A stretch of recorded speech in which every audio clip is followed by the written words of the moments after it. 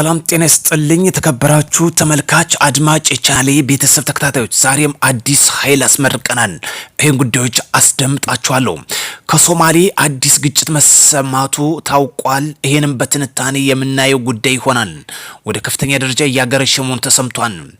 የጽንፈኛው የህወሓት ታጣቂዎች በወልቃይት ላይ እንደማያስቡት ኮሎኔል ደመቀ ዘውዱ አሳውቀዋል። ይህን ጉዳዮች አያይዘን እንዳስሳለን። በሁለቱ ጽንፈኞች መካከል ወደ ተኩስ መቃየራቸውም የወጣ መረጃ አለ። አብረን አያይዘን እንዳስሳቸውናል። ሌሎች መረጃዎችን አጠናክረናል። አብራችሁ ትዘልቁ ዘንድ በአክብሮት እንጠይቃለን። ጦርነት አይጠቅምም፣ ለሀገራችን ለክልላችን ሰላም ያደርግልን። በየትኛውም አቅጣጫ ጦርነት አያዋጣም። ለዚህ ደግሞ መንግስት ሰላምን ለማጽናት አዲስ ኃይል እያስመረቀ ይገኛል። አሁንም የጦር ስልትን መምራት የሚችል መኮንኖች መፍጠሩ የኢትዮጵያ መከላከያ ሚኒስትር በደማቅ ሁኔታ አስመርቋል። አንጋፋው የኢትዮጵያ ወታደራዊ አካዳሚ ጦር በሜዳ አስደናቂ ጀብድ መፈጸሙ የጦር አመራሮች በማፍራት የሚታወቅ ሲሆን ዛሬም ደግሞ በደማቅ ሁኔታ አስመርቋል። እነዚህ ልዩ በሆነ የጦርን ስልት መምራት በሚችሉበት መልኩ ማስመረቁ ነው። ለዚህ ደግሞ ለህወሓት ራስ ምታት ለሀገር ኩራት መሆናቸውን የተገለጸው እዚህ ጋር የዙ ኮሎኔል ደመቀ ዘውዱም እንቅጩን አሳውቋል። በቅጡ ሳንደራጅ ህወሓት በሰሜኑ ጦርነት ሳይሳካለት የቀረው የወልቃይትን ወረራ ዛሬ አሰልጥነን አስታጥቀን በተደራጀንበት ሰዓት እንዳያስበው ሲል እንቅጩን አሳስቧል።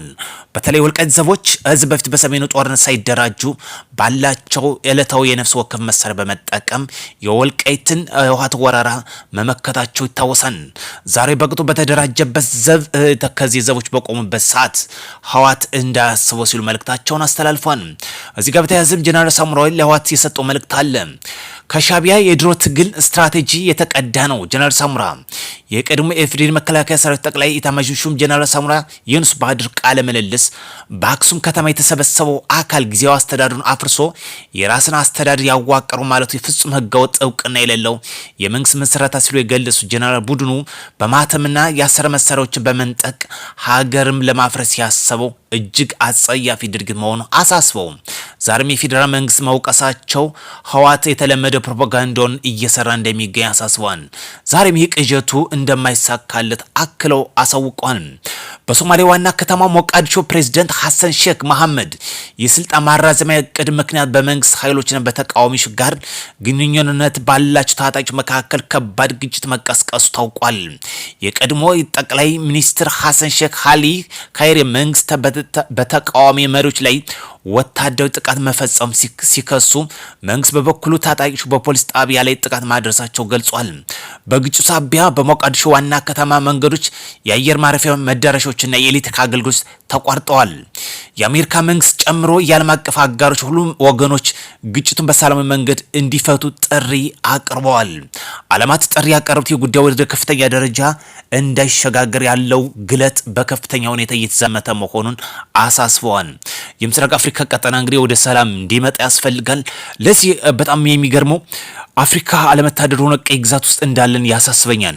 ይሄ ጉዳይ በተለይ በዳይሬክትሊ ኢንዳይሬክትሊም በተለይ አፍሪካውያን በመፈንቅለ መንግስት በሰላም ጦት እየተናገገን በተለይ ምስራቅ አፍሪካ ስንመጣ አሁን ዛሬ በሀገራችን የሚታየው በሱዳን የሚታየው በአሁን ደግሞ በሶማሌላንድ የተከሰተው ይሄ ጉዳዮች ለምሳሌ ቡርኪና ፋሶ የተከሰተው በደቡብ ሱዳን እነዚህ ሁሉ ታርጌታቸው እስካሁን ድረስ በስልጣን ሰበብ ይሁን እንጂ የእጅ አዙር ቀይ ግዛት እንዳለበት ያመላክታል። ሀገራችን ግልጽ ጉዳይ ነው፣ የግብጽ ጉዳይ እንደሆነ ይታወቃል። ለምሳሌ ሱዳንን ይታወቃል። ሌሎች ሀገሮች ደጋፊ፣ ሌሎች ሀገሮች ደግሞ አንዱ ወገን ተቃዋሚ በማድረግ እያተራመሱ እንደሚታወቃል። ስለዚህ እንሰልጥን፣ ለሰላማችን ዘብ እንቁም፣ ለቀይ ግዛት ራሳችን አሳልፈን አንስጥ። አሁን ሀገራችን ውስጥ ያሉ ባንዳ ተላላኪዎች የግብጽ ቀይ ግዛት ተላላኪዎች ናቸው። ይሄ ጉዳይ ምንም የሚያጠራጥር አይደለም። በአዲስ አበባ ላይ በተከሰተ የትራፊክ አደጋ የሰው ሕይወት አለማለፉ ነው የተገለጸው። ምክንያት እስካሁን ድረስ ግልጽ መረጃ ይወጣ የለም። ነገር ግን በሰው ሕይወት ያለፈ ነገር የተጎዳም አለመኖሩ በግልጽ አመላክቷል። አንድ መረጃ ወጣን። በአርሲ ላይ የተከሰተ በሃይማኖቱ ምክንያት በማድረግ በታጣቂዎች ፖለቲካ ሽፋን ተሰጥቶታል ባይዘው ነገር ግን በተንቀሳቃሽ ቤተክርስቲያን ተሸክመው እየሄዱ የሚያሳይ መረጃ ወጣን። ግን እስካሁን ድረስ መረጃው እንደደረሰ ምንጭ ከሆነ ከደቡብ ጎንደር ዞን ደራ ወረዳ አገር ቀበሌ እንጂ ምስራቅ አርሲ አለመሆኑ የተመላከተው ደራ ወረዳ ተብሎ በሚታወቅ አዲስ ቤተክርስቲያን ለመመስረት ያደረጉት አርሶ አደሮች ትብብር መሆኑን ያመላከተ የሚገኘው የፖለቲካ ሽፋን ሊሰጡ አይገባም። አንድ አካባቢ ጥቃት ይፈጸማል፣ የፖለቲካ ፍጆታ እየተጠቀሙበት ይገኛል። ስለዚህ ለንጹሃን በቅድሚያ ብንሰጥ መልካም ነው። ለፖለቲካ ጥቃት መጋለጫ ባናደርጋቸው እጅግ አስነዋሪ ድርጊት ነው። አርሲ ላይ የተፈጸመው ጉዳይ ይሄ ነው። የፖለቲካ ፍጆታ እየተጠቀሙባቸው ስለሚገኝ ነው። ይህን ጉዳዮች ደግሞ ቤተክርስቲያን ላይ የሚሰሩት ደግሞ እንደገና እንደ አዲስ ሌላ ፖለቲካ እየተጠቀሙበት ይገኛል።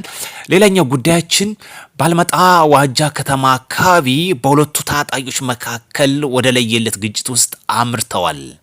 ይሄ ጉዳይ የሁለቱ ጽንፍ ነው። የህወሓትና የፋኖ ታጣቂዎች በምን ጉዳይ እንደሆነ ዝርዝር መረጃ አልወጣም። ነገር ግን ሁለቱ ተኩስ ሲለዋወጡ እንደነበር ነው የተገለጸው።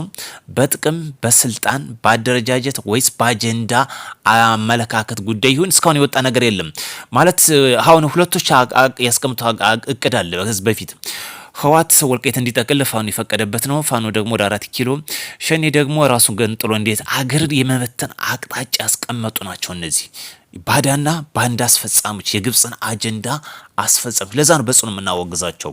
ለሀገራችን የሚያስፈልገው ተባብረን በአንድነት ማልማት፣ ጽንፈኝነት ይውደም፣ ሰላም ለሀገራችን ያድርግ። በየትኛው አቅጣጫ ጦርነት አያዛልቅም፣ አያዋጣም። ለዚህ ደግሞ የሀገር መከላከያ ሰራዊት በየዕለቱ እያስመረቀ እያስታጠቀ ይገኛል። የተከዚህ ሰዎች ደግሞ ከምን ጊዜውም በላይ ዝግጁ መሆናቸውን አመላክቷል። ኮሎኔል ደመቀ ዘውዱ እያሰለጠነ እያስታጠቀ ይገኛል። አክሎም ይላል ከዚህ በፊት በቅጡ ሳንደራጅ በሰሜኑ ጦርነት ያልተሳካለትን ዛሬ እንዳያስበው በቅጡ በተደራጀንበት በታጠቅንበት ሰዓት ሁሉም የሉና ጉዳይ ባደረገበት ሰዓት ህወሓት እንዳያስበው የህወሓት መግለጫ ትናንትና ዕለት ባወጣው በተለይ ዓለም ጥሪ ባቀረበበት ዋነኛ ምክንያቶች ሁለት አጀንዳዎች እንዳለው ያመላክታል። አንደኛ የትግራይ ወጣቶች ተነሱ የሉና አደጋ እየመጣብህ ነው የሚለውን ለአፈሳ እንዲመቸው ነው። ሁለተኛ ዓለም አቀፋዊ ሽፋን ለመስጠት መሆኑ ያመላክታል። ነገር ግን ከዓለም ጉዳይ ቦታ እንደማይሰጡ ይታወቃል። በግልጽ ራሱ ፕሪቶሪያን ስምምነት እንደናደው ይሄ ጉዳይ አፍሪካ ዩኒየን ራሱ በግልጽ የሚያውቀው ጉዳይ ነው። ስለዚህ ህወሓት ከሁለቱ አንዱንም እንደማይሳካል ይታወቃል። ስለዚህ በየትኛው አቅጣጫ ህወሓት አይሳካለትም። ምክንያቱም መጀመሪያ ትልቅ ስራ ሊሰሩ የነበረ ምርጫው ማደናቀፍ ነው። ይሄ በአየር ላይ የተነፈሱበት ወይም ደግሞ ሳይሳካላቸው የቀረ ጉዳይ ነው። ስለዚህ ጦርነት አያዛልቅም። የፌዴራል መንግስት በቅጡ በተደራጀበት ትጥቁም ባጠናከረበት በተዘረፈው መልሶ በጠገነበት ሰዓት አዲስ መልመል እያሰለጠነ እያደራጀ ይገኛል። ኢትዮጵያ ትራመዳለች፣ ጽንፈኝነት ይወድማል። መልካም ቀን እንዲሆንላችሁ ውድ ቻናል ተከታታዮች እዚሁ እመኛለሁ። አዲስ የሆነ ሰብስክራይብ፣ ቤተሰቦች ላይክ፣ ሼር ብታደርጉ መልካም ነው እንላለን።